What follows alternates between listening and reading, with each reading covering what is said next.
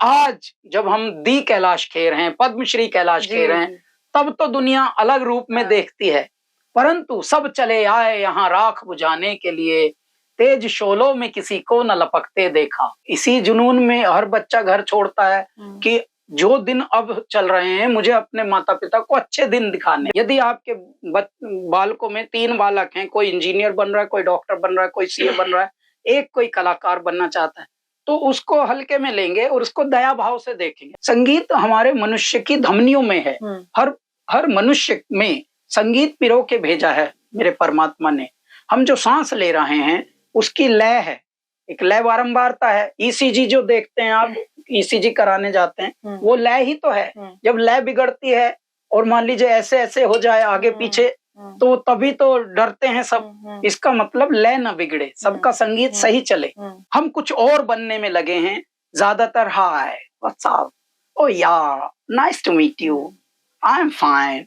तो ये झूठ का जो खेल चल रहा है, नाइस टू मीट यू कुछ होता नहीं। अच्छा, हाउ आर यू तो एकदम ही नहीं होता कुछ। हाय, हाउ आर यू। अच्छा, अगर मैं सच में बताऊं तुझे हाउ आर यू, अगर मैं दिल से बोल दूं कि हाउ एम आई, तो तू क्या करेगा? तो सही में तू करेगा कुछ? नहीं करेगा। डू यू हैव सच में दैट मच कमिटमेंट? नहीं। तो don't practice this wrong word. यहाँ का आदमी अंग्रेज बनने में लगा है, लेकिन अंग्रेज कभी यहाँ के बंदे को अंग्रेज मानेगा नहीं। राइट फ्रॉम श्री अमिताभ बच्चन जी, सचिन तेंदुलकर जी, पंडित हरिप्रसाद चौरसिया जी और पंडित स्वर्गीय शिव कुमार शर्मा जी, इन सब के आशीर्वाद, AR रहमान जी का और इंक्लूडिंग अवर आदरणीय प्रधानमंत्री जी का हमें आशीर्वाद मिला हुआ है। सबके ताने इस बहाने से सहूं, तेरी मस्ती तेरी मौज में रहूं, जड़ तू ही पात दूजा कोई नहीं। सूफी गीत हो या आध्यात्मिक, जीवन दर्शन से जुड़े गीत हो या प्रेमात्मिक, रूहानी आवाज के धनी spiritual singer, lyricist, composer Padmashri Kailash Kher ji, जो पूरे देश का गौरव बढ़ाते हैं, आज अड्डा अनफिल्टर्ड की शोभा बढ़ा रहे हैं।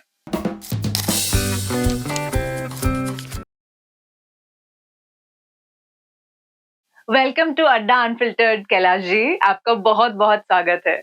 बहुत बहुत आपका धन्यवाद है पूजा। और अड्डा अनफिल्टर्ड है मेरे दर्शकों, है मेरे चाहकों, आप देखते रहिए, क्योंकि देखना ही हमारा परम कर्तव्य है। तो कैलाश जी, सबकी अपनी सक्सेस की जर्नी होती है, फ्रॉम इंडिपेंडेंट संगीतकार टू फिल्म्स टू पद्मश्री विजेता। आपकी ये जर्नी कैसी रही है और क्या फॉर्मूला था जिसने आपको इतना स्टेबल और सक्सेसफुल बनाए रखा? वैसे कोई फिक्स फॉर्मूला तो होता नहीं है किसी भी सफलता के पीछे, लेकिन हाँ, कुछ सिद्धांत, कुछ प्रिंसिपल्स, कुछ आपकी जिद, कुछ आपकी हट, कुछ आपकी एडमेंट एटीट्यूड शायद कभी कभी काम आता है। बहुत बार आप जो होते हैं, आप बहुत आसानी से एक्सेप्ट नहीं होते। जब भी मैं ख्वाबों में होता हूँ, सबको है लगता मैं सोता हूँ, होता हूँ सबसे जो मैं जुदा, उसकी पनाहों में होता हूँ। दुनिया में जो भी अलग है, whatever is different, whatever is unique, दुनिया में जो भी अलग है, लगता वो सबको गलत है। बहुत जल्दी हम कमेंट कर देते हैं, बहुत जल्दी हम एक ओपिनियन बना देते हैं, ये गलत है। बस हमको ये बहुत ही अच्छे से कंडीशन किया गया है पूरी धरती पर, मनुष्य जो होते हैं, कि जो भी हम जैसा ना हो, हम जैसी हरकतें ना करे, हम जैसा ना चले, हम जैसा ना बोले, वो उसको गलत बोलो सीधा। दुनिया में जो भी अलग है, लगता वो सबको गलत है, और शिद्दत से आगे है जिद मेरी, और वो भी मुद्दत तलक है। हम जिद हैं, हम जीता जागता एक जुनून है, हम चलते फिरते एक पागलपन है। तो बस वही एक खपत, वही एक ललक, वही एक रमंज आपको थोड़ा डिफरेंट बनाती है इस दुनिया से। जो डिफरेंट होते हैं उनके सामने चैलेंजेस बहुत आते हैं जी। लेकिन चैलेंजेस का मतलब है चुनौती। चुनौती उन्हीं को दी जाती है, those who are the chosen one. जो चुने जाते हैं चुनौती भी उन्हीं को मिलती है, वरना कितनी दुनिया पड़ी है, सबके सामने तो सारे चैलेंजेस नहीं आते। तो इसका मतलब यदि चैलेंजेस आए हैं तो आपकी गिनती स्पेशल लोगों में हुई है कुछ, परमात्मा के यहाँ। तो इसलिए हारिए ना हिम्मत, बिसारिए ना राम। उस वक्त डटना है, उस वक्त हटना नहीं है जब चैलेंजेस आए। तो ऐसे लोगों की, हम जैसे लोगों की जर्नी होती है कंटक पथ वाली, मुश्किलों से भरी होती है, लेकिन जो मुश्किलों से भरी होती है वही असली आसानियां होती। तो अप्स एंड डाउन्स क्या रहे हैं सर, और कैसे? तो अप्स एंड डाउन्स ये होते हैं कि जब आप फिट नहीं होते इस सांचे में, इस खांचे में, जिसको हम दुनिया कहते हैं, जिसको हम संसार कहते हैं, जिसको हम एक रोजमर्रा की जिंदगी जीने वाला एक एक तरीके का एक संसार होता है, जहां आप फिट नहीं होते हैं। Oh he is like this, he is that, oh पढ़ाई में बिल्कुल है नहीं, म्यूजिक में पता नहीं क्या करता रहता है। तो वैसे से दुनिया से आप एक, आपके आत्मविश्वास में प्रश्न बहुत सारे खड़े हो जाते हैं बाल्यावस्था से। आपके इर्द गिर्द के लोग हैं, वो पढ़ाई में तोड़ू हैं, वो साइंस में तोड़ू हैं, वो 90 कुछ ला रहे हैं, तो और आप पढ़ाई में एकदम एवरेज हैं, लेकिन आप दिल के बहुत अलग हैं। आप दिल से सेंसिटिव हैं, संवेदनशील हैं, और ऐसा होना ही क्रिएटिव सोल होने का प्रमाण होता है। लेकिन हमारे भारत में, भारत की कंडीशन ऐसी कर दी, 1000 साल पहले का भारत एकदम अलग था। तब बहुत वैल्यू होती थी, वैल्यूज की। अब वैल्यू की भी वैल्यू नहीं होती।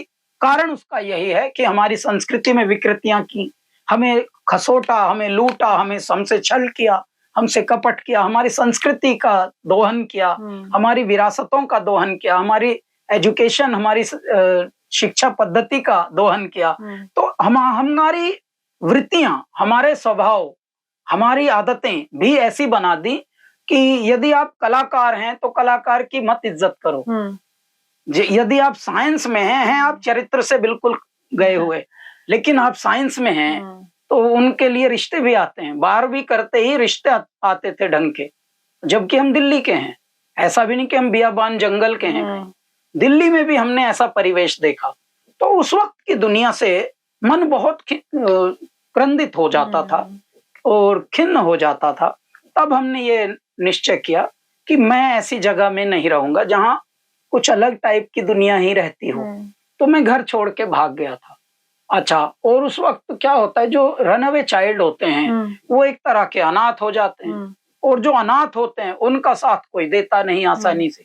देखिए, समाज भी उन्हीं का साथ देता है जिनके छत सर पे माता पिता, परिवार और एक एक स्पेशल सेटअप हो, पैकेजिंग, एक पूरी पैकेज हो कि भाई हाँ ये फला के हैं। ओहो हो, तब तो गिफ्ट भी मिलेंगे बर्थडे में।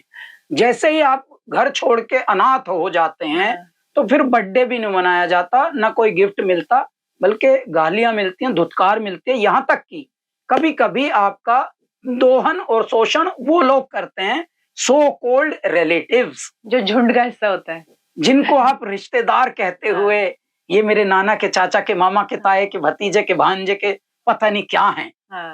बाकी इस पृथ्वी पर कोई रिश्ता होता नहीं। धर्म ही एक ऐसा है जो होगा अंत में साथी, न पत्नी काम आएगी न बेटा और कोई पोता, मगन ईश्वर की भक्ति में अरे मन क्यों नहीं होता, रहेगा कब तलक मूर्ख यूं ही आलस में तू सोता। रिश्ता यदि कोई पृथ्वी पर है तो वो है हमारे कर्तव्य, हमारा धर्म, जिसके लिए हमें जन्म दिया है। सूरज का रिश्ता क्या है? सूरज का रिश्ता है जिंदगी बांटना। वो सबका पिता है, परम पिता है। क्यों? क्योंकि उसमें इतना ताप भर दिया मेरे ईश्वर ने कि तुझ में इतना भर दिया है कि तू अब इसे बांट। तभी तो उनको ड्यूटी पे लगाया ना, इतना भरने के बाद कि जाओ please distribute the life to everyone. तो अभी सूरज डज नॉट डिस्क्रिमिनेट एनीवन। परमात्मा आते हैं, भिखारी को भी बोलते हैं ले पी ले, मुझे जितना विटामिन डी पीना हो ले पी ले, खा ले, मुझे चबा जा मुझे। भिखारी को भी और राजा को भी बोल रहे हैं कि राजा एसी में ही पड़ा रहेगा, थोड़ा मुझे भी चाट ले, तेरे ही लिए आया हूं। तो मेरे दाता without discriminating anybody is distributing life, वो है सूरज।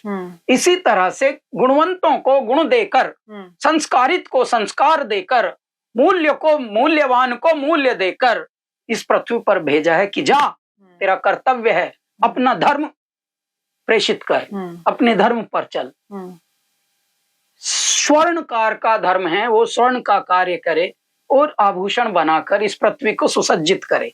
ये स्वर्णकार का धर्म है।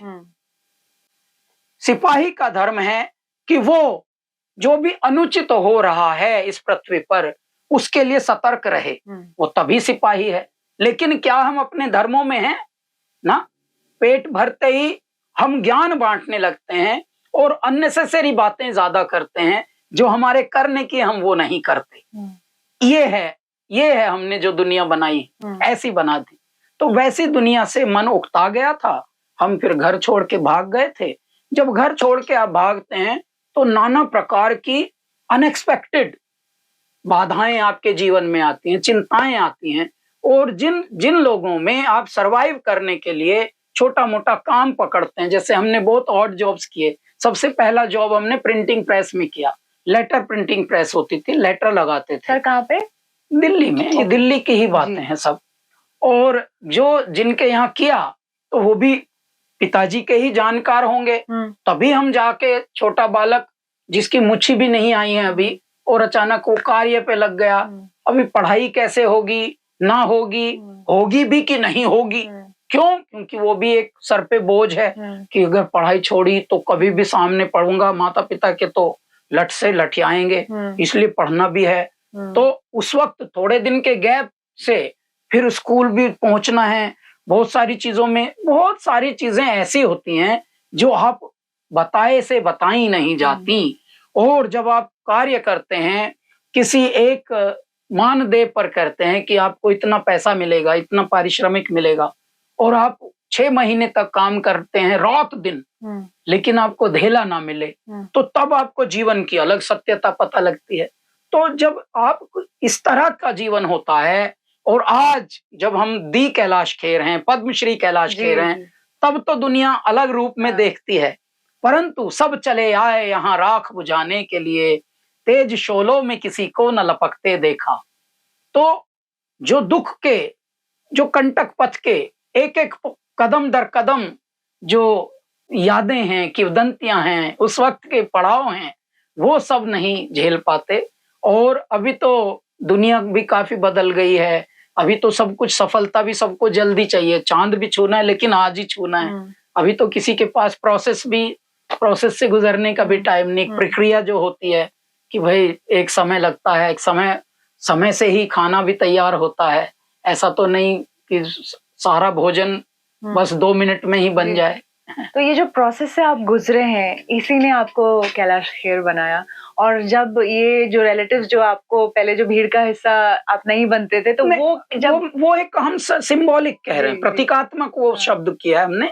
हम रिश्तेदार उसी को कहते हैं जो अपना अपना कर्तव्य करे। इसलिए देखिए ना, आज जब हमारे आदरणीय प्रधानमंत्री जी पूरे भारत को बोल रहे हैं कि मेरा पूरा भारत ही मेरा परिवार है, तो वो बड़ी प्रैक्टिकल बात है। सुनने में लगेगी हाइपोथेटिकल है, लेकिन वो ही प्रैक्टिकल है, सत्य वही है।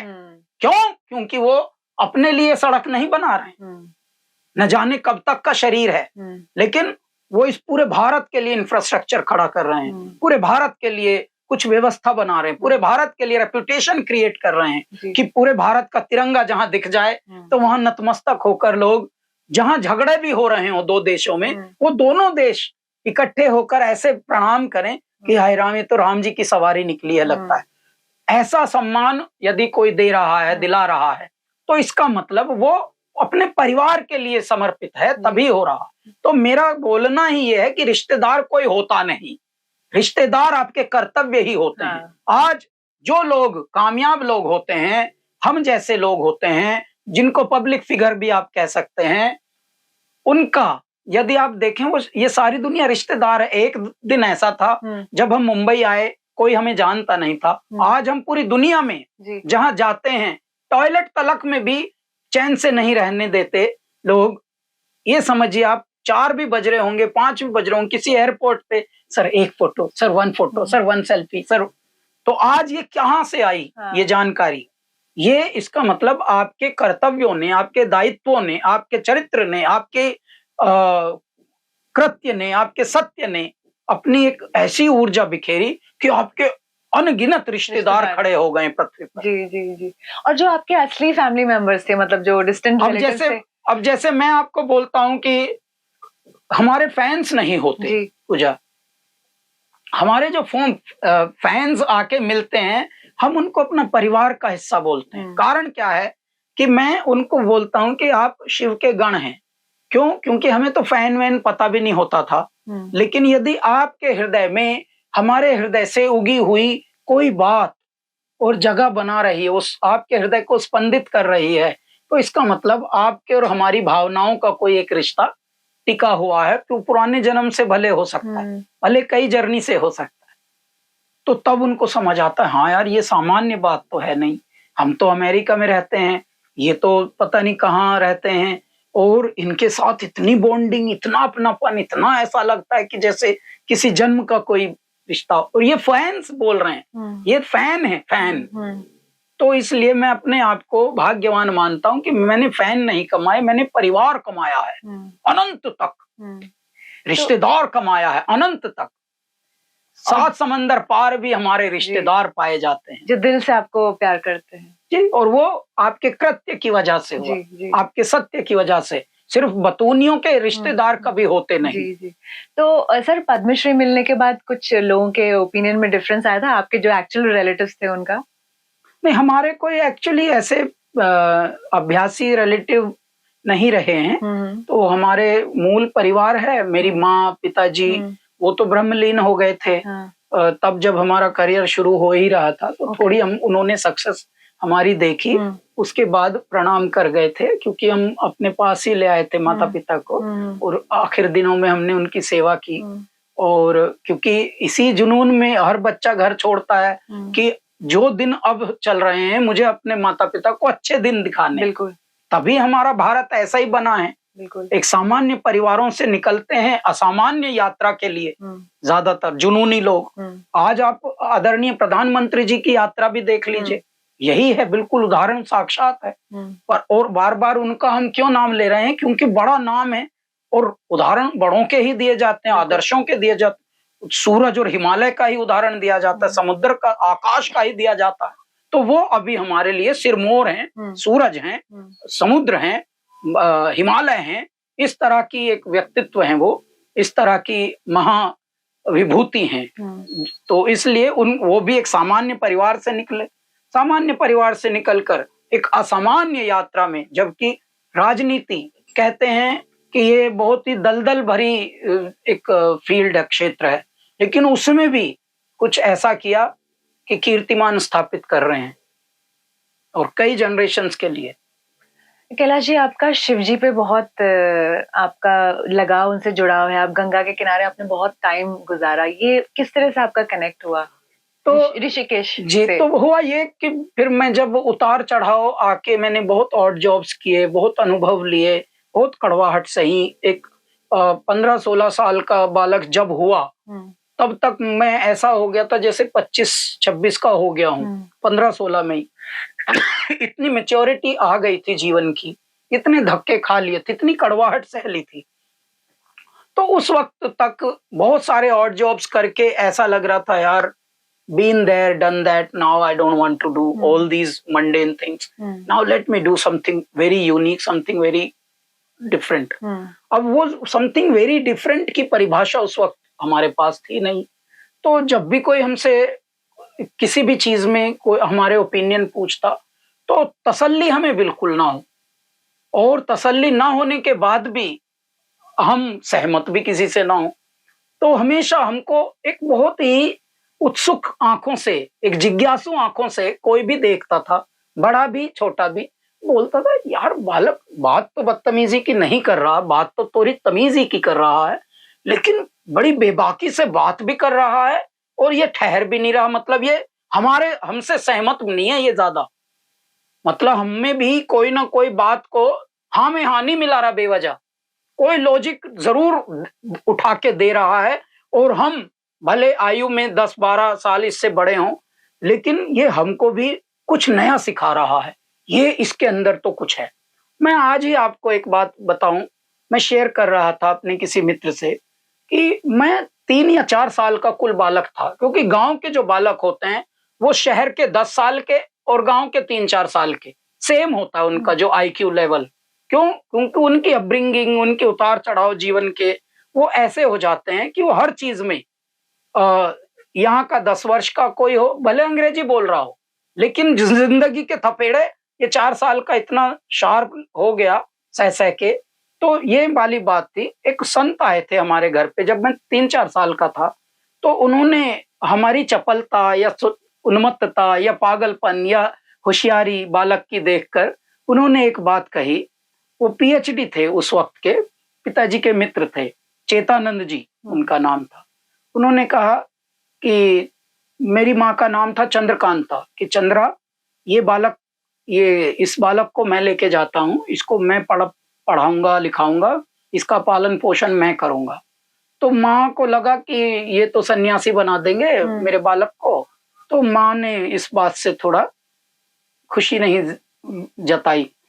तो पिताजी को एक बात ही बोल के गए थे कि पंडित, मैं जा रहा हूँ आज, अब पता नहीं मेरे ईश्वर शायद कभी मिलाएंगे या नहीं, लेकिन इस बच्चे की ऊर्जा को इधर उधर तुम लोग विनष्ट मत होने देना। इस बालक में बहुत विलक्षण कुछ बात है और इसका बहुत ध्यान रखना। ये बात बोल के गए थे।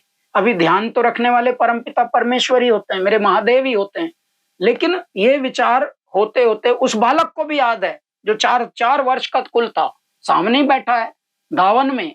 जो चारपाई होती है, चारपाई के जो रस्सियां होती हैं, रस्सी जो बांधते हैं दावन, दावन में मैं बैठा हूँ, सिराने महाराज जी बैठे हैं, चेतानंद जी, यहाँ पिताजी बैठे हैं, माँ वहां बैठी हैं दूसरे चौकी पे, नीचे पटरी बिछा के बैठते थे।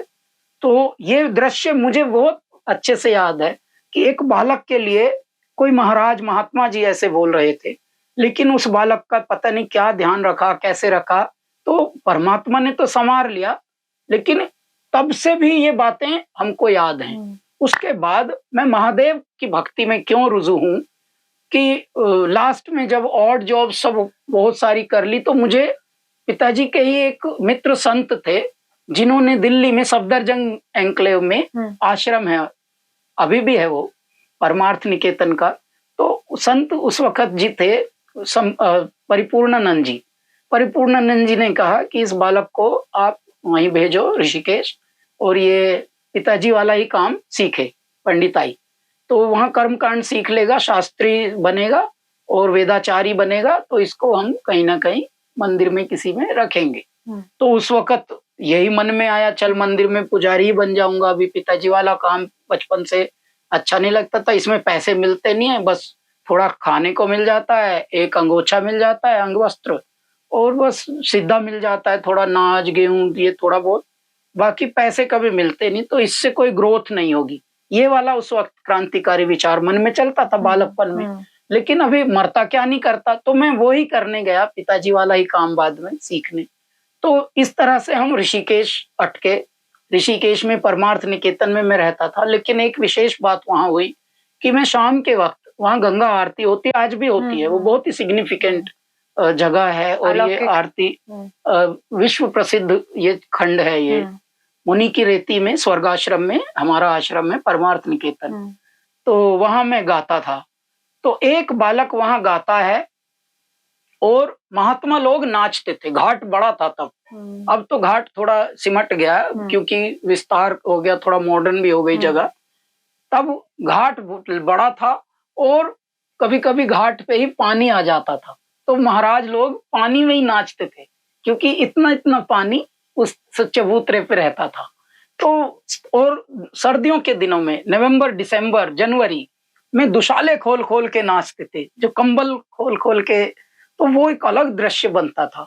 तो ऐसा जैसे देसी दरविश, जैसे देसी वर्लिंग कर रहे हो कुछ लोग, तो वैसा दृश्य होता था। वहां से हमारी जर्नी शुरू हुई। कड़वाहट हमने बहुत देख चुके थे तब तक।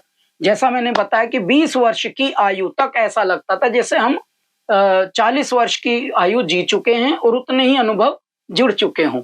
तो ऐसे में जितनी कड़वाहट हमने पी, जितना विष पिया, बाहर हमने विष कभी आने न दिया, बाहर अमृत ही आया।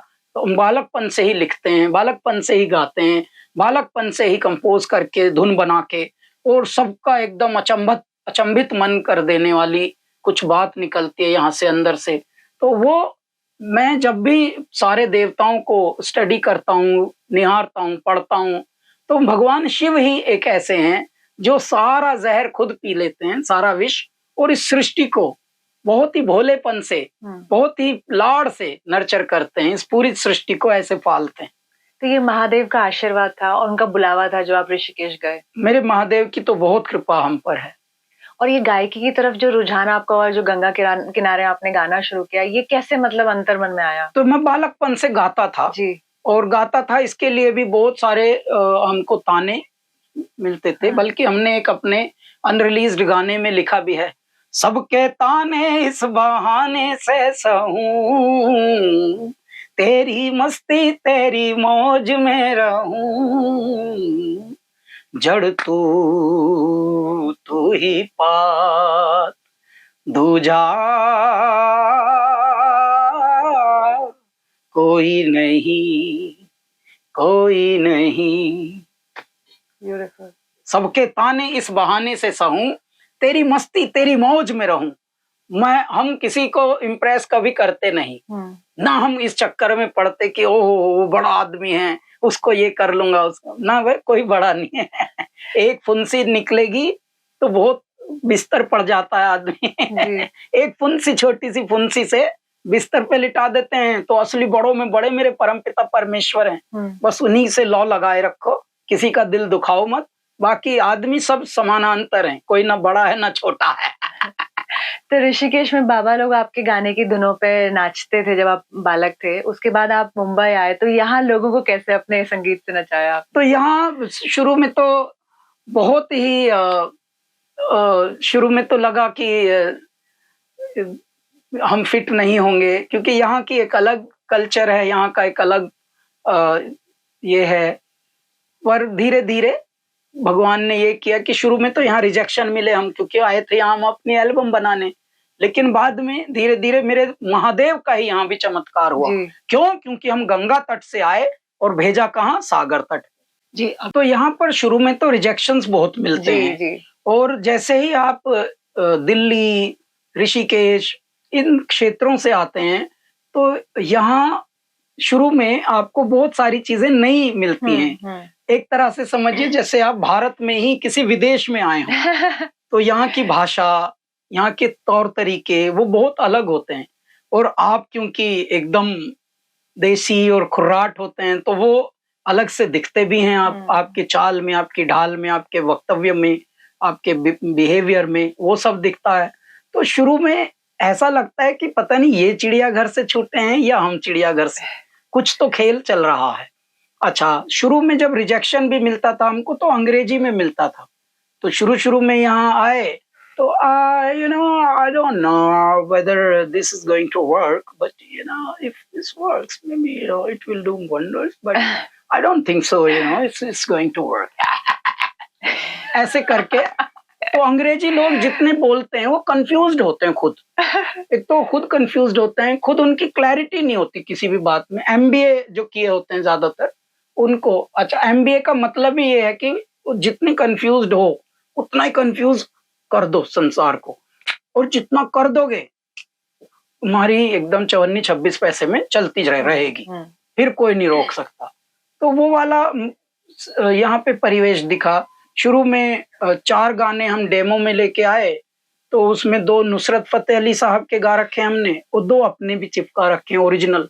तो ओरिजिनल को भी लोग नुसरत फतेह के ही समझ रहे हैं, और उन्हीं के समझ के these 2 songs we have already, but these 2 I think we can go ahead with this.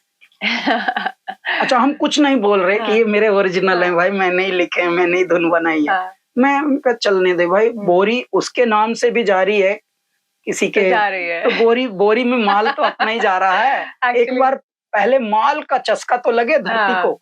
हम ये सोच के, हम लोग क्या है, संतों की सेवा करके आए हैं, क्योंकि संतों की सेवा करके आए हैं, तो देशी सूत्र बहुत हम लोगों के पास थे, तो यही सोच के हुआ। लेकिन कभी कभी कैसा कैसा होता है कि कश्तियां लाख नजदीक साहिल सही, पर खुदा फिर कोई चाल चल जाएगा। हाँ। तो कई बार आप किनारे पे होते हुए भी न जाने कौन सा दाव ऐसा चल जाए कि पलट दे मेरा दाता बाजी। तो यहाँ पे वो नाउमीदी शुरू में बहुत थी, लेकिन अचानक मेरे ईश्वर को ऐसी कोई बात चुभी, क्योंकि हम एक बार गंगा जी में डूबने की हाँ, मैंने ट्राई कर चुके थे सुना था। और वहां से हमारा पुनरुत्थान पुनर्जीवन हुआ। और उसके बाद जैसे माँ गंगा ने हमें बोल दिया कि भाई गंगा से के तट से जा और सागर तट पे जा, अब यहाँ से निकल और वहां जा। और यात्रा में इसलिए भी कोई डिविनिटी शायद थी कि जैसे माँ ने कहा हो कि जा बाप के पास जा, तो मैं भी जिद्दी था। मैंने बोला माँ तूने तो गोद में नहीं सुलाया, बाप अब तू तैयार हो जा मेरे पिता। तो यहाँ आके हम समुद्र से भी बात करते थे। तो ये 2-3 साल रिजेक्शन, बहुत दिनों के बाद फिर एक अटेम्प्ट मीटिंग का, फिर रिजेक्शन। इस दरमियान बहुत मन उखड़ जाता था कि यार ये कैसी जगह में आ गया हूँ, यहाँ तो कोई इतनी फास्ट फॉरवर्ड सबकी लाइफ है, कोई रुक के देखने वाला भी नहीं है। मेरे परमात्मा सुन रहे हैं और उन्होंने क्या किया कि हमें जिंगल्स गवाने शुरू कर दिए, जो कभी सोचा भी नहीं था। जिंगल्स हमारे हिट होने लगे और वहां से हमारी यात्रा शुरू हुई। जिंगल्स हिट होने लगे तो पैसे भी मिलने लगे। अच्छा, मैं क्योंकि एक्सपोर्ट करता था पहले, एक समय में जब मैंने ऑड जॉब्स किए थे तो 2-3 साल तक मैंने खुद का एक एक्सपोर्ट हाउस चलाया था। किस चीज का? तो मैं हैंडीक्राफ्ट, जैसे आपने अभी कान में कुछ डेकोरेटिव ये पहने हुए हैं, इस तरह के वॉल हैंगिंग्स, हैंडीक्राफ्ट, डेकोरेटिव जितने भी आर्ट पीसेस होते हैं वो, और राजस्थान से हम लेते थे और फिर जर्मन भेजते थे। तो बहुत सारी चीजें थी उसमें। फर्नीचर की छोटे पीस होते थे, जो ब्लॉक प्रिंट के होते हैं ब्लॉक्स, वो भी डेकोरेशन में भी काम आते हैं। तो इस तरह की हम चीजें भेजते थे। एक मदर टेरेसा की साड़ी थी ब्लू बॉर्डर की, वो वहां पे कर्टन की तरह यूज होते हैं, शेयर की तरह। तो वो हम भेजते थे। तो ये जर्मन के हैम्बर्ग में हमारी बायर थी, तो वो भी हम कर चुके थे। तो वहां हम इनवॉइस बनाते थे, बिल। अब जैसे यहाँ पे पहली बार जिंगल गया तो उन्होंने बोला या सेंड मी योर इनवॉइस। तो मैं सोचूं यार इनवॉइस तो हम अपने सामान का बनाते थे, ये हमको बोल रहा है सेंड मी योर इनवॉइस। तो पहली बार हमको तब समझ आया कि गायकी का भी इनवॉइस बना सकते हो आप, अपनी सर्विस का इनवॉइस बना दो। तो धीरे धीरे आप पे ही गुरु आप पे ही चेला, इस तरह से बात बनती गई।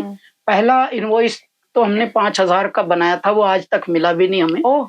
इनवॉइस मांगा, लेकिन इनवॉइस ए ने मांगा, वो बी एजेंसी तक पहुंचा, बी एजेंसी को देना नहीं था, आज तक नहीं दिया। लेकिन बढ़िया बात है न दिया, कम से कम जब भी हम कहीं दिखेंगे कहीं मिलेंगे बोल तो देंगे तेरे ऊपर चढ़ता है भाई मेरा। तो ये बात है। उसके बाद से धीरे धीरे पूजा परमात्मा ने ऐसी लॉ लगाई कि जिंगल ही हमारे, जबकि 20-20 सेकंड के होते हैं, 30-30 सेकंड, 10 सेकंड भी होता है कई बार। तो मैं आपको एक अपना जिंगल बताता हूँ, आप सब एकदम चौंकेंगे। चुपती जलती गर्मी, चुपती जलती गर्मी का मौसम आया, चुपती जलती घमौरियां लाया, आया मौसम गर्मी कुल का। सुना था मैंने। तो उन दिनों ये बहुत चर्चित हो गया था। तो उससे फिर एक के बाद एक हमारे लगभग हमने 2000 ब्रांड्स में अभी तक उनके लिए गाया है। और ये स्टैंड आउट हुआ था उन दिनों। हाँ, और धीरे धीरे जी, और धीरे धीरे जिंगल से फिर मंगल कर दिया बाबा ने, फिर फिल्मों में गवाने लगे। तो दोनों चीजें बड़ी सरप्राइज बन के आई। फिर जब फिल्मों में भी आ गए गाने और ये भी, तो जिन्होंने एल्बम रिजेक्ट की थी उन्होंने अचानक एक दिन कॉल किया, we are ready to release your album, you are the same person no, या तो their tone was different, their attitude was different। ऐसे ही होता है जब भगवान की नजर आती है। मेरे महादेव जब अपना ऐसे छू लेते हैं आशीर्वाद, तो बस फिर चीजें बदल जाती हैं। एक तरफ सूफी, एक तरफ आध्यात्मिक गाने, एक तरफ रोमांटिक गाने, किस तरह से बैलेंस करते थे और करते हैं? हाँ, तो सूफी तो मुझे नहीं पता, लेकिन हाँ बाल्यावस्था से ही हम भक्ति गीत गाते थे। यहाँ तक कि हमसे उस वक्त भी लोग पूछते थे क्या गाते हो, क्लासिकल गाते हो? नहीं जी। फिल्मी गाते हो? नहीं जी। गजल गाते हो? नहीं जी। भजन गाते हो? नहीं जी। हर चीज पे हम नहीं जी बोलते थे। तो फिर गाते क्या हो? तो फिर किसी एक संत ने तब एक बार कहा था, हम तो चुप रहते थे कि ये मेरा बालक हृदय गाता है, ओह! ये हृदय ही गाता है और हृदय तक इसका गाना पहुंचता है। आपने कहीं सीखा भी नहीं तो रियाज़ कैसे करते थे? तो मैं सुनता बहुत था, मैंने ओके। सुना बहुत है और मैं संतों को बहुत सुना है, जो संत गाते भी थे और प्रवचन भी देते थे। और मेरे पिताजी भी शौकिया तौर पे गाते भी थे और प्रवचन भी देते थे। आपका जो ये इनिशिएटिव है नई उड़ान, उसके बारे में हमें बताएं। तो मैं जब यहाँ आया तो तब मैंने देखा बहुत सारी चीजें वो हुई हैं यहाँ पे जो और होनी है, जिनमें और दृष्टि जानी चाहिए। जैसे भारत में संगीतकार भी हुए, धनवान भी लोग हुए, फिल्मकार भी हुए, फिल्म डायरेक्टर भी भरे हुए, लेकिन किसी ने किसी का हाथ नहीं पकड़ा कभी। उल्टे यहाँ कंपटीशन मानते हैं सब एक दूसरे को। तो मैंने ये तब हृदय में ठाना कि मेरे दाता, जो सब नहीं करते वो हम करेंगे। नई उड़ान। तो नई उड़ान हमने एक शुरू किया जिसमें गायक ही गायक लॉन्च करे और वो भी तब करे जब खुद को भी फुर्सत ना हो। तो पहली बार लगभग पिछले 7 वर्षों से हम ये करते हैं। पहली बार हमने जो अतिथि बुलाए थे वो जावेद अख्तर साहब और शबाना आजमी जी थे और उन्होंने स्टेज पे कहा भी था कि हम अपने जीवन में पहली बार कोई मनुष्य देख रहे हैं जो अपना कंपटीशन खुद खड़ा कर रहा, और ऐसा कोई पागल ही कर सकता है। लेकिन ये दुनिया जानी ही गई है पागलों से। कुछ पागलों ने इस दुनिया में कीर्तिमान स्थापित किए हैं, कुछ उदाहरण प्रस्तुत किए हैं। और कैलाश जी, जो भी आप कर रहे हैं ये बहुत ही नेक और बड़ा कार्य है। तो और इसके लिए हमको प्रधानमंत्री जी, राइट फ्रॉम श्री अमिताभ बच्चन जी, सचिन तेंदुलकर जी, पंडित हरिप्रसाद चौरसिया जी और पंडित स्वर्गीय शिव कुमार शर्मा जी, इन सब के आशीर्वाद, AR रहमान जी का और इंक्लूडिंग अवर आदरणीय प्रधानमंत्री जी का हमें आशीर्वाद मिला हुआ है, शुभ संदेश कि बहुत नेक काम आपने किया है शुरू। और हर जन्मदिन पर 7 जुलाई हमारा जन्मदिन है, श्रावण में हम जन्मे हैं। कैलाश हमारा नाम है। भगवान शिव की आराधना में हम थोड़ा रहते हैं रत, और ये हम करते हैं पिछले 7-8 वर्षों से।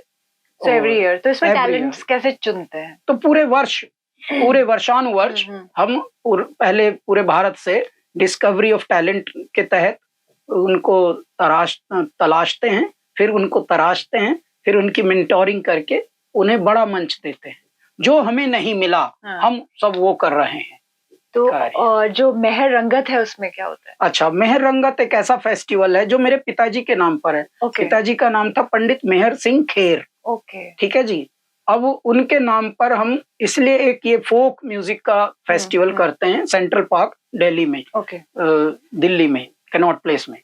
तो वहाँ ये फेस्टिवल करते हैं जिसमें हम फोक जो म्यूजिक करने वाले हैं, लोक कलाकार जो लोक संगीत को बचा रहे हैं, उस विधाओं को बचा रहे हैं अभी भी, तो उनको जिनको बड़े मंच नहीं मिलते, क्योंकि लोक कलाकारों को आज भी फिल इन द ब्लैंक के लिए रखा जाता है। जब कोई फिल्मी कलाकार बड़ा आए तो लोक कलाकार गवर्नमेंट के कामों में शुरू में जब तक क्राउड सेटल हो तब तक लोक कलाकारों को भी भाई आमंत्रित कीजिए, जो भी है उनका भी एक सेगमेंट। नहीं भैया, ये है असली, फिल्मी कोई नहीं है बड़ा। फिल्मी को तो फिल इन द ब्लैंक छोटा, और वहां अगर देना है कॉपी होती है, और इनको बढ़ा दीजिए क्योंकि ये बड़े हैं, इन्होंने हमारी धरोहर को बचा के रखा है। तो हम ये एक कार्य करते हैं, मेहर रंगत फेस्टिवल उसका नाम है हमारे यहाँ। होता है सर? आपने ये एनुअली होते हैं साल में, यानी 2 ऐसे इवेंट हम करते हैं, नई उड़ान और मेहर रंगत। इसकी विशेषता मैं बताता हूँ। हमारे यहाँ सपेरे जो होते हैं, बीन बजाने वाले, उनको मनोरंजन के लिए बुलाते हैं लोग कि भाई बच्चे का बर्थडे है तो चलो एक ये भी बुला लो, सांप का खेल दिखाएगा ना। पता है आपको, ये सबसे बड़े शिव भक्त होते हैं। ये जंगलों में शिव भक्ति को रह के जंगलों में, कुटुंबों में और ये डेरों में और उसमें कबीलों में रहकर ये बस्तियों में जा जाके शिव की अलख जगाते हैं।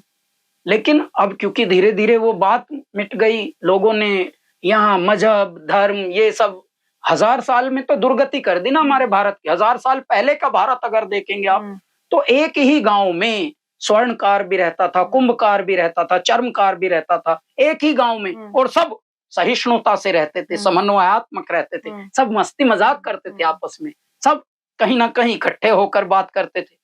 लेकिन पिछले 1000 वर्ष का आप भारत देखो, हमारी संस्कृति में विकृति डाल दी, हमारी सभ्यता में विकृति डाल दी, हमारे आत्मविश्वास को कुचल के रख दिया, और बड़े को छोटे से भिड़ा दिया, गरीब को अमीर से भिड़ा दिया, और बोला ये तुझे यार ऐसे बोल रहा था, वो तुझे ऐसे बोल रहा था, तो मानसिकताओं में उलझा दिया। भूख से लड़ने की बजाय अब किसी और चीज से लड़ रहा है।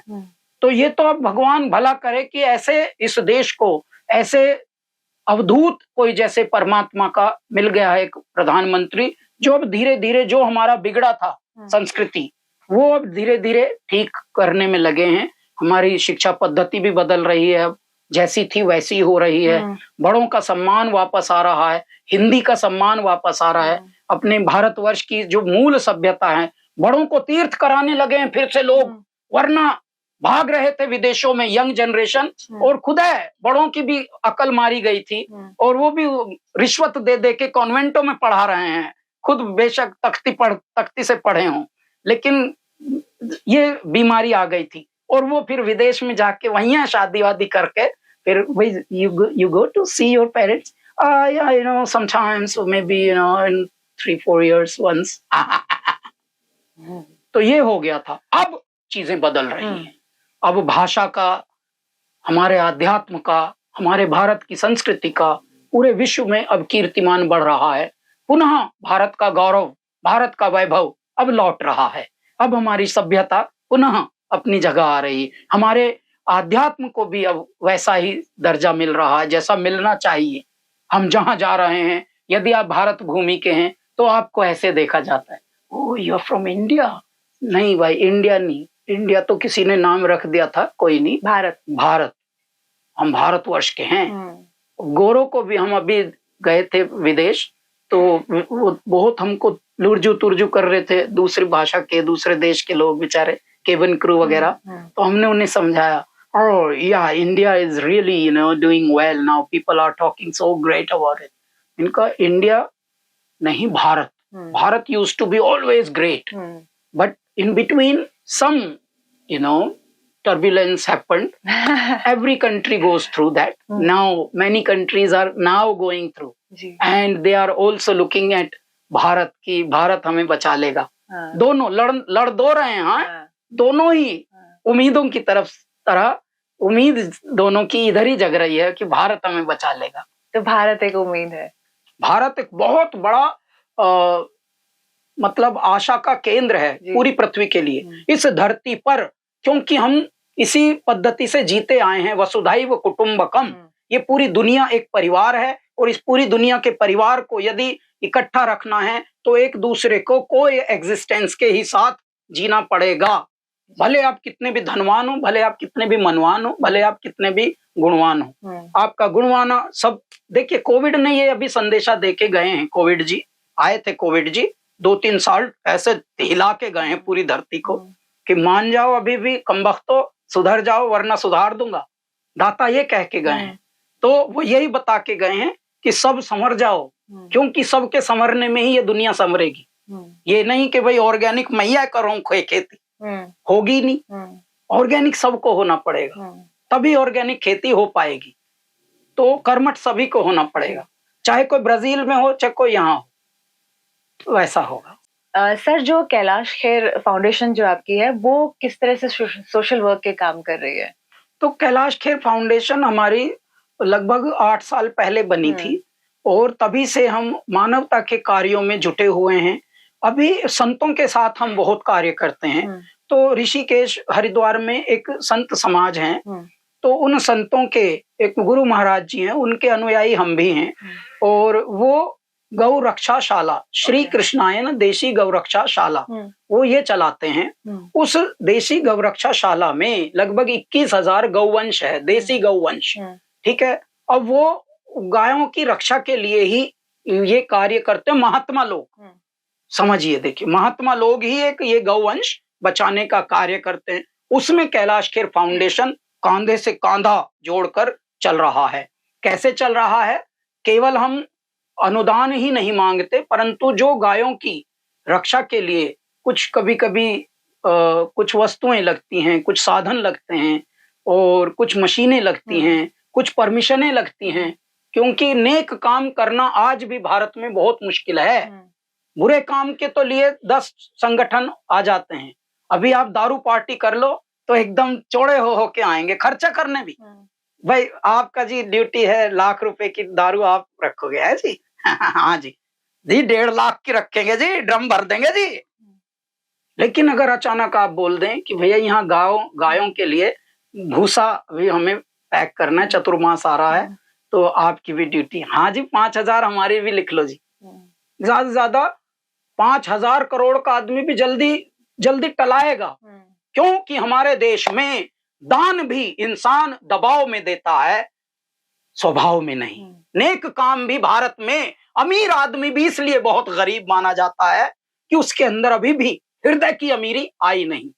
दौलत भले कितनी हो, लेकिन दिमाग उसका गरीब वाला ही होगा, चपल होगा, चालाक होगा, वो छोटी हरकतें करने में लगेगा।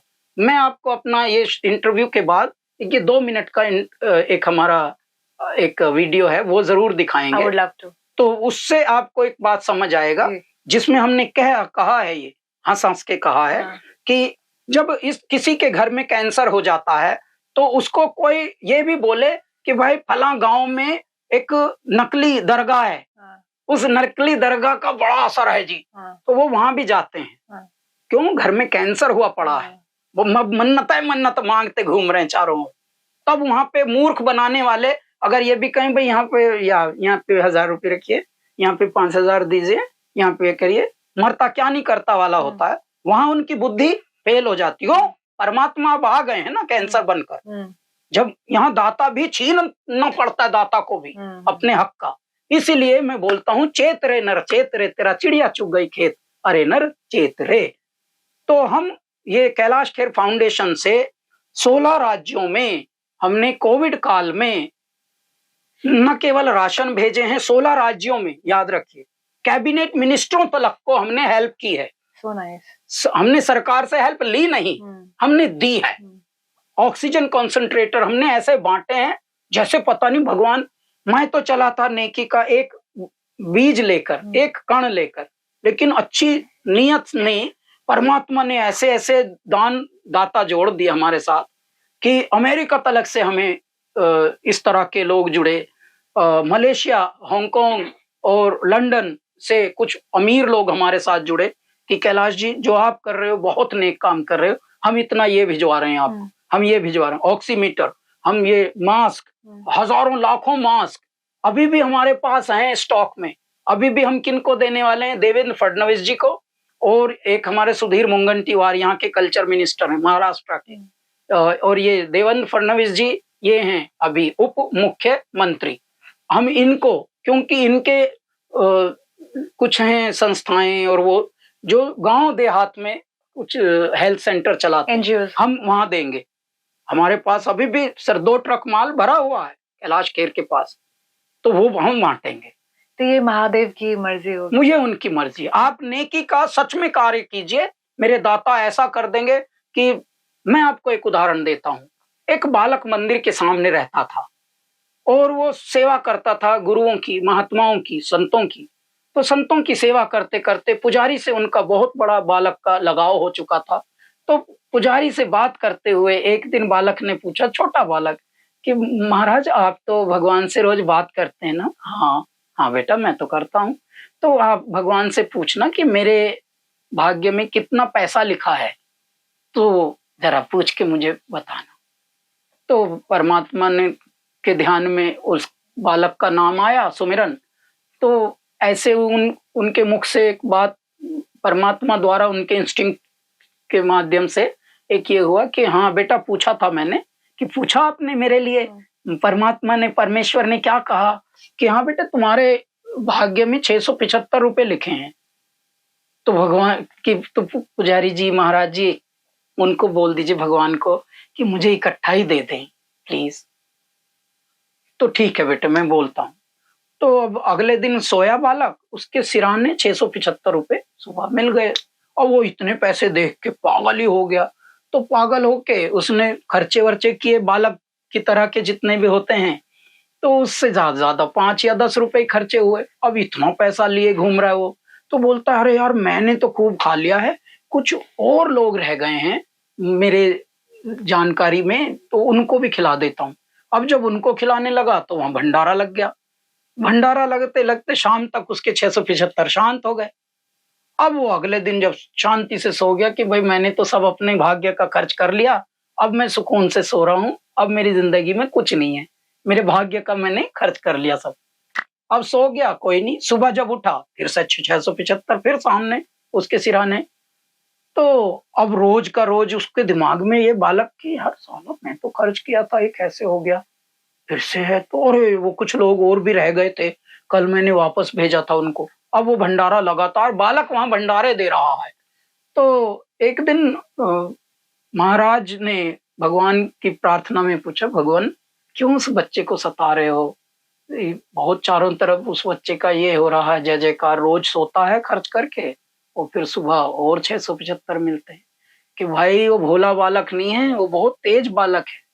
मैं तो उसको 675 देता हूँ, रोज मुझे वापस लौटा रहा है। अभी मुझे तो अपना काम ठीक करना, मेरी बैलेंस शीट थोड़ी खराब करनी है। वहां के सर्वर फेल नहीं होते कि वो बहुत चालू बालक है, वो भोला बालक नहीं है। तो भोला कह रहा है उसे, मैं उसे पकड़ाता हूँ, वो साला रोज मुझे पकड़ा रहा है वापस।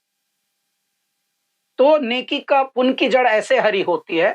आप नेकी करिए और सच्ची आत्मा से करिए। यू नेवर नो कि कितना उसके धनोपार्जन होता है, उसकी कितनी मल्टीप्लाई चीजें होती हैं। और जिन महाराज जी की मैं बात बता रहा हूँ, उनका यही सूत्र था, वो पैसे नहीं रखते। उनके साधकों के पास किसी के बैंक अकाउंट नहीं होगा, पॉकेट नहीं होगी, किसी के पास भी वो मंच पे कोई चढ़ेगा नहीं, ये उनके सिद्धांत है। ठीक है। और लेकिन उनके भाई होता है, समाज तो जाता ही है संतों के पास, युगों युगों से जाता है। जब बादशाहियत होती थी तब बादशाह लोग जाते थे संतों के पास, तो जाते हैं तो महाराज जी को भाई अनुदान भी कोई देते ही देते थे। जैसे ही पैसा इकट्ठा हुआ, अब महाराज जी क्या करें, पैसा इकट्ठा होने लगा, तो महाराज जी ने तब गौवंश बचाने का ये शुरू किया। और ये धीरे धीरे धीरे धीरे ऐसा फैला कार्य कि ये एक बहुत बड़ा आंदोलन का स्वरूप ले रहा है। मैं आपको जैसे ही आप समअप करेंगे तो मैं फिर दिखाऊंगा जी। तो सर, जब मेरी आपसे पिछली बार बात हुई थी, आप एक इंडिया टूर पे थे, तो वो टूर क्या था और भारत को जोड़ने का कुछ आपका, आपके प्रोडक्शन के थ्रू जो इनिशिएटिव लिया गया था उसके ये बारे है में भारत का अमृत कलश। एक ऐसा कार्य हो रहा है जो भारत के इतिहास में पहली बार पूजा। भारत का जो फोक म्यूजिक है, जो लोक संगीत है, लोक विधाएं हैं, कितने इंस्ट्रूमेंट्स, जो हम देखिए, एक लौकी होता है, कद्दू, हमारे आंगन में ही उगता है। आंगन में ही उसको तुम्बा बनाकर और फिर इकतारा बना के, मेरे पिताजी इकतारा बनाते भी थे, बजाते भी थे, घर में ही उगाया तुम्बा। तो यानी घर में ही उगा, सब्जी बना के खाई, एक को पकाया, एक का तुम्बा पका के अब इकतारा बना के, वो मरने के बाद भी आपका साथ दे रहा है और आपको हील कर रहा है। संगीत मनोरंजन नहीं करता, साउंड हीलिंग। संगीत सिर्फ मनोरंजन नहीं करता है पूजा, संगीत हील भी करता है, थेरेपी भी देता है, न जाने कितने दुखियों का दुख दूर करता है। आज भी लोग हमें कॉम्प्लीमेंट देते, जब भी मेरा हार्ट ब्रेक होता है, I listen to your song sir. तो इसका मतलब तेरा हार्ट ब्रेक होने में संगीत काम आ रहा है, तो ये तो भाई दवाई का काम कर रहा है, ये कोई मनोरंजन तो कर नहीं सकता ऐसा। तो एक तरह की ये सब सीख हमको मिलती है जब लोगों की अलग अलग प्रतिक्रियाएं हमें मिलती हैं, ये वाला विचार है। तो इस तरह से इस विधा को, जो धीरे धीरे विलुप्त हो रही थी, लोक संगीत, लोक वाद्य, लोक विधाएं, इनको हम इकट्ठा करके लाए हैं और इसको भी हम बड़े स्वरूप में लाए हैं। भारत का अमृत कलश, पहली बार एक फोक म्यूजिक पर बेस्ड रियलिटी शो हम लेकर आए। तो ये हमने कार्य किया, जिसके लिए पुनः हमें प्रधानमंत्री जी ने भी प्रशंसा की है कि बहुत नेक कार्य कैलाश जी आपने किया है और अपनी संस्कृति को, अपनी धरोहर को कोई छूता नहीं। फैशनबाजी में सब लगे हैं अंग्रेज बनने में। पहली पोड़ दिछोड़ वो छत पे दौड़ लगाना चाहे और एक एक पैड़ी चढ़े बिना मंजिल को कैसे पावे। पहले अपनी रूट तो देख लो, अपनी जड़ें तो देख लो। अब यहाँ रहने वालों में कितने लोगों में पता होगा रागनी क्या होती है, मुंबई रहने वालों में, लेकिन रागनियों से कितने राग निकले हैं पता, कितने राग और कितने रागों से कितने सारे गाने फिल्मों तक पहुंचे हैं। तो रूट क्या थी? रागणी। तो रूट्स को लोग भूल रहे हैं। तो वो भूल रहे थे, अब हम उस पर कार्य कर रहे हैं। भारत का अमृत कलश डीडी नेशनल पर हमारा एक शो आता है, प्राइम टाइम पे आता है सैटरडे को। ये जुलाई तक आएगा, फरवरी से शुरू हो गया था। And this is the first season. ये हमारा प्रोडक्शन भी है। ये हमारा विचार भी था, कॉन्सेप्ट जिसे कहते हैं, कॉन्सेप्ट, कंसीव्ड एंड एग्जीक्यूशन सब Kailash Kher and KEPL, Kailasa entertainment private limited, हम लोगों की कंपनी। आपको फेक लोग बिल्कुल पसंद नहीं, मैंने एक इंटरव्यू में सुना था, आपको रियल लोग बहुत पसंद है क्योंकि आप खुद रियल है। तो क्यों, मतलब इतना गुस्सा है आपको? नहीं, गुस्सा नहीं कहेंगे उसको, बट हम ये देखते हैं कि बाल्यावस्था से और मरणासन्न अवस्था तक मनुष्य बनने में लगा है, हुआ जो है उसको एक्सेप्टेंस नहीं है होने की। देखिए, हम कुछ और बनने में लगे हैं ज्यादातर। हाय, व्हाट्स अप, ओ यार, nice to meet you, I am fine. तो ये झूठ का जो खेल चल रहा है, नाइस टू मीट यू कुछ होता नहीं। अच्छा, हाउ आर यू तो एकदम ही नहीं होता कुछ। हाय, हाउ आर यू। अच्छा, अगर मैं सच में बताऊं तुझे हाउ आर यू, अगर मैं दिल से बोल दूं कि हाउ एम आई, तो तू क्या करेगा? तो सही में तू करेगा कुछ? नहीं करेगा। डू यू हैव सच में दैट मच कमिटमेंट? नहीं। तो don't practice this wrong word, wrong phrase. तो हम क्या होते हैं, बाल्यावस्था से मरणासन्न अवस्था तक बनने में लगे हैं। फेक नहर बनती है, नदी होती है। आप तो नदी हो, आप अपने को पहचाना ही नहीं रहे, बल्कि अपने शर्म करते हैं। मान लीजिए आपको अंग्रेजी नहीं आती, तो आप अंग्रेजी बाजों में अंग्रेजी बोलने में लगोगे। हमसे कितने लोग, हम जब गांवों में जाते हैं, जैसे छोटी छोटी जगह, उत्तर प्रदेश में सपोज अभी हम महाराजगंज गए, तो जो भी हमें मिल रहा है दो चार, वो अंग्रेजी बोल के ज्यादा ट्राई कर रहे हैं। उनको लग रहा है कि अंग्रेजी बोलेंगे तो हम अच्छे से एक्सेप्ट हो जाएंगे इनके निकट। मैं उनको हिंदी में जवाब दे रहा हूँ, sir I am also living in Mumbai only. तो मैं उनसे बता रहा हूँ आप कहाँ रहते हैं? मुंबई में। तो वो फिर अंग्रेजी में बोल रहे हैं, सर मलाड, मलाड ना sir, that their way I live, Malad tower, ये टावर वो तो एड्रेस बताने लगा बेचारा अंग्रेजी में। इनका भाई, इसका कुछ नहीं होगा, ये अभी एक्साइटेड है बहुत, अभी बहुत एक्साइटेड होगा तो अचानक आप कोई भी कार्य एक्साइटेड आत्मा से नहीं करा पाएंगे। पहले वो संतत्व में आए, एकदम रिलैक्स में आए, कंपोज हो, तब आप उसको कान में बोलें कि ज्यादा अंग्रेजी बोलने की जरूरत है नहीं। पगले, हम लोग भारतीय हैं, भारतीय में डटा रहे। जब कभी फंस जाए अगर लंदन पंडन में, तब तो अंग्रेजी टूटी फूटी बोल लियो, क्योंकि यहाँ का आदमी अंग्रेज बनने में लगा है, लेकिन अंग्रेज कभी यहाँ के बंदे को अंग्रेज मानेगा नहीं। चाहे आप अरबपति बन के वहां रहने लगो, लंदन रहते हैं हमारे जानकार, उनको माना ही नहीं जाता कि ये अंग्रेज हैं, उनको भारतीय माना जाता है। अंग्रेज रिस्पेक्ट कर रहे हैं उनको, लेकिन उनको बोलते हैं और they are from India, you know, they are Indians. उसके बाद भी इंडियन लोग भारतीय बनने में नहीं लगे। अब people are trying to be them, है ना? सोचिए, तो यहाँ का आदमी, हमारे भारत का मनुष्य अंग्रेज बनने में लगा है और अंग्रेज उनको अंग्रेज मानने में नहीं लगा है। तो मैं तरस खाता हूँ, हे मेरे दाता, ये कहाँ है? ये कौवा चला हंस की चाल अपनी भी भूल गया। तो इनको अपनी में तो रहना ही पड़ेगा। तो हम लोग अपने रूट्स पर बहुत कार्य करते हैं, और वो बात हम सहजता में कहते हैं। हम गुस्सा कभी हमको आता नहीं। यदि कभी हमें गुस्सा आ जाए तो हम बहुत हंसते हैं। रौद्र रूप हमारा वही है। यदि हम बहुत हंसते हुए दिख रहे हो तो समझिए हमको थोड़ा क्रोध है। तो सर, आखिरी मतलब इससे पिछली बार बहुत ज्यादा कब हंसे थे आप? हम बहुत हंसते हैं, दिन भर हम हंसी में ही गुजार देते हैं, दिल से। वही, हम दिल से जीते ही हैं। हाँ। एक पल भी हम बिना दिल से नहीं रह पाते, इसीलिए तो दिमाग नहीं है, क्योंकि जो दिल से जीते हैं वो दिमाग कहीं बेच के आते हैं पहले ही बचपन में ही। और रोए कब थे? रोते तो हम कोई गाना ऐसा आता है तभी आंसू आ जाते हैं। हाँ। कभी कभी भावनाओं में जो जीते हैं उनको आंसू बहुत सहज आते हैं। तभी तो कलाकार है जी। संवेदनशील मन में आंसू भरे रहते हैं। सरल होना लोगों के लिए इतना कठिन क्यों हो गया? मतलब इतना फेक लोग क्यों? क्योंकि इतनी कठिनाई वो प्रैक्टिस कर रहे हैं ना, जैसे मैंने बताया, बनने में लगे हैं, होने में नहीं। होने पे गर्व होना चाहिए। कुंठा क्यों है? नहीं, तो वो इसीलिए क्योंकि अभ्यासरत कौन करा रहा है। देखिए, मनुष्य ज्ञान की बातें कर भी रहा है और सुन भी रहा है, सुना भी रहा है, परंतु अभ्यासरत नहीं हो रहा। ऐसे माता पिता हमने बहुत देखे हैं जो रिश्वत दे देकर कॉन्वेंटों में ठूंस रहे हैं अपने बच्चों को, यानी अपने बच्चों से संस्कार छीन रहे हैं खुद, कि आओ कुल्हाड़ी जी हमारे पैरों पर जरा कांद दो, हमारे पैर काटो मत, कांद दो बस। तो यदि ऐसा होगा, तुमने हर खेत में इंसानों के सर बोए थे, अब जमी खून उगलती है, तो हैरान क्यों हो? अब यदि आपने संस्कार ऐसे कर दिए हैं तो फिर बात ऐसी होगी। तो हर मनुष्य को चेतना पड़ेगा, भारतीय होने पे गर्व करना पड़ेगा, भारत की भाषाओं पे गर्व करना पड़ेगा, भारत के संस्कारों पर, भारत के मूल्यों पर, भारत के बड़ों पर, बड़ों का अपने आदर करना पड़ेगा। अब बड़ों के लिए समय ही नहीं, क्यों? क्योंकि अब बड़े भी बड़े न रहे, दही बड़े टाइप हो गए। तो वैसा नहीं चलेगा।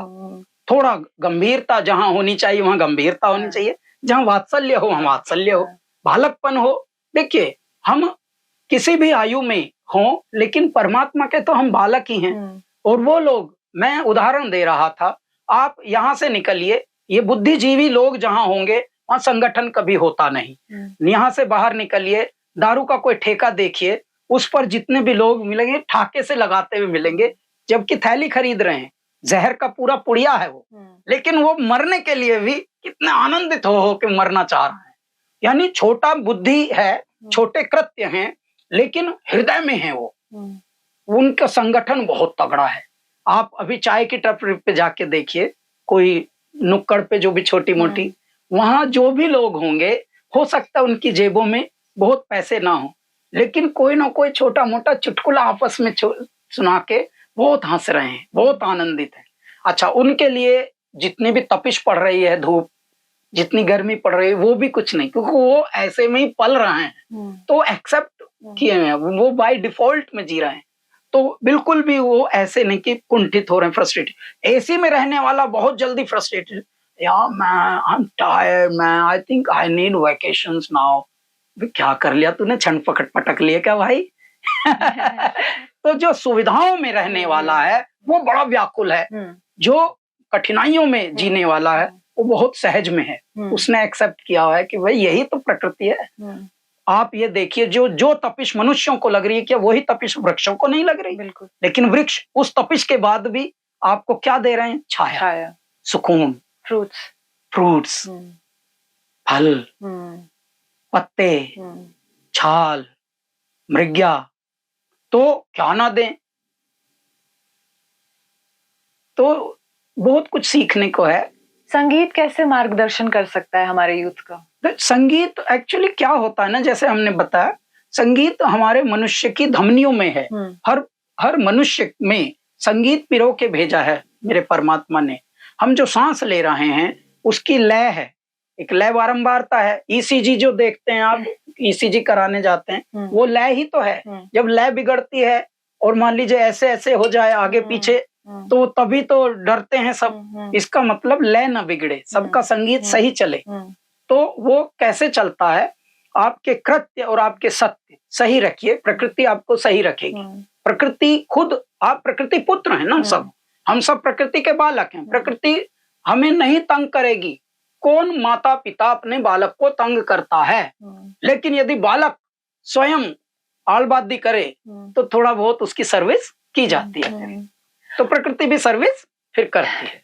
आपकी जो कैलाश खेर म्यूजिक एकेडमी है उसके बारे में बताइए, जो म्यूजिक लवर्स के लिए आपने शुरू किया। तो हमने, देखिए, सब अलग अलग फील्ड्स के पूजा, सबको लगता है कि संगीत सीखना उन्हीं के लिए जरूरी है जो गायक बनेंगे, जो संगीतकार बनेंगे ना।